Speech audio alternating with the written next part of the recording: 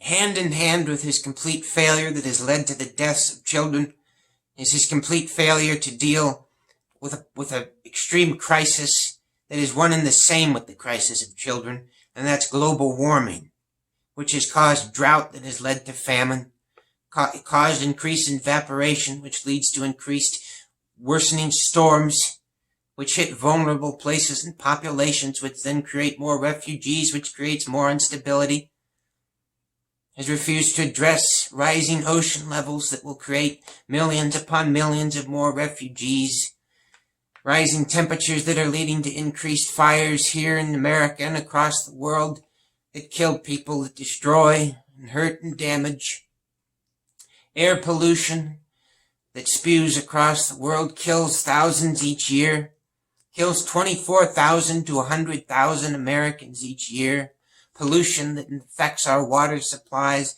Millions of Americans are exposed to contaminated and polluted water each year. We have until 2050 to get this problem under control. We have until then only a few decades to reverse the warming of this planet below a threshold that, if we do not, will literally mean the possibility that life could go extinct on this planet. So therefore, you would think that any real leader would have this as his number one priority. But once again, not only has he ignored this, he's done every single thing sickeningly to worsen it at the very time we need it most. So once again, I'm going to read through this litany of horrific things.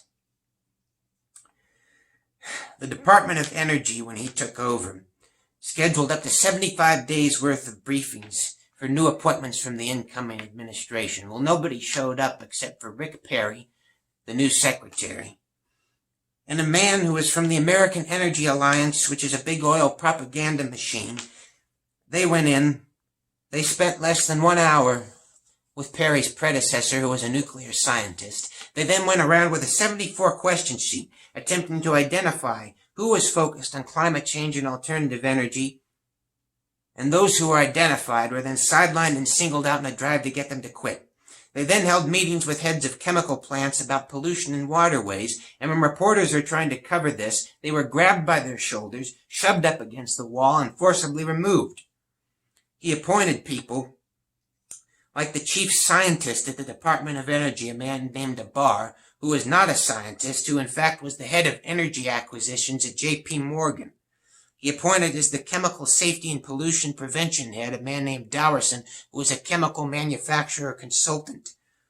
He appointed to the mine and health safety a man named Zatazelos, who was formerly a chief of a coal company that was faulted for the deaths of 2 of its miners.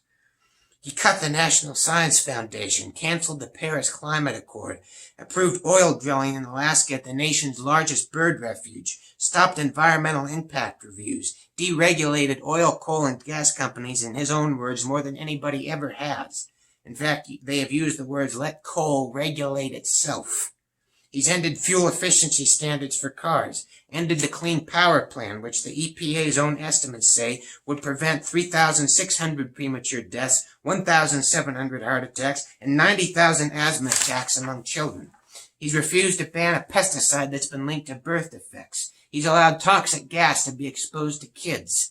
He's lied about the viability of clean energy, increased Energy Department fossil fuels, and cut clean energy research by 72%. He's ended infrastructure to protect against the rising sea levels and to ward against oil spills. He has functioned with no presidential science advisor for 3 years. He then had a panel that he put ExxonMobil executives on the board and then ended the panel entirely. He amended the Clean Water Act to not protect waters used for drinking from pollution. He canceled limits on the pollutants that power plants can dump into waterways, ended the stream protection rule, made cuts to sewage systems, had the EPA remove global warming from its website, attempted to erase federal climate data that was only stopped because 200 scientists showed up at UC Berkeley and prevented them from doing it. There was a rule put in place in the fall of 2016 that toxic waste sites across the country would be cleaned up over the next 8 years. Well, he repealed that rule. He cut forest services and wildfire preventions in California when he got in. He gutted the Endangered Species Act, ended long-term protections on migratory birds, strict protections on 10 national monuments. He repealed the inspections on mines for safety. He made energy companies no longer have to be required for captioning methane leaks. He instituted measures intended to cripple solar installation, high tariffs on imported solar panels, and a clean car rollback. He's approved oil drilling in the ocean, seismic testing for oil beneath the ocean floor, which would critically endanger the whales. He stopped a satellite probe to measure ice reductions. He even said, Rick Perry said, that steady reductions in sea ice are offering us new opportunities for trade. He cut the NOAA, that's the National Oceanic and Atmospheric Administration. There's a worldwide agreement for limiting plastic waste. We didn't join it. In fact, he's advocated turning natural gas into more plastics. He's changed what the definition of a major polluter is, which means not only greenhouse gases, but lead, mercury, and arsenic are now more at a greater level to poison you and your family. He proposed a rule at a time when we need to reduce the amount of beef we have for the good of the environment to allow hog processing plants to run at a speed of greater than 1,100 hogs per hour, which also would no doubt increase worker injuries at those plants. All these reasons are why the National Natural Resources Defense Council say that Donald Trump has placed oil and gas over the lives of the American people in the world. At the very time we needed change, he has gone in the complete opposite direction. Now, the defense he gives for this is that this supports energy jobs. Well, for every 2 coal jobs supported by these policies, the study of his own administration concludes that 1 American would die. Their own study says that their coal plan would cost 1,400 American lives per year, and that they could create 15 times the number of jobs were they to invest in clean energy.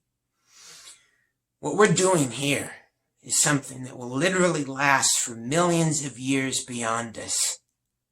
And we're losing what should be most precious to us, what gives us our very sustenance, the planet. And it's killing people right now.